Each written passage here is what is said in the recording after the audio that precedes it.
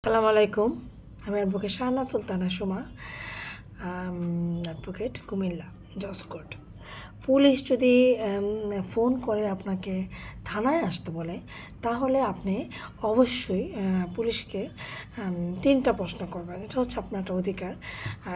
এক নাম্বার কথা হচ্ছে যে আপনি কোন থানায় কর্মরত আছেন এবং কোন পদে আপনি আছেন, সেটা আপনার ১ নম্বর প্রশ্ন। ২ নম্বর প্রশ্ন হচ্ছে যে আমার বিরুদ্ধে কী ধরনের অভিযোগ রয়েছে, সেই জিনিসটা জানার আপনার অধিকার রয়েছে এবং কোন ধরনের কোন ধরনের মামলা বা কী ধরনের অভিযোগ।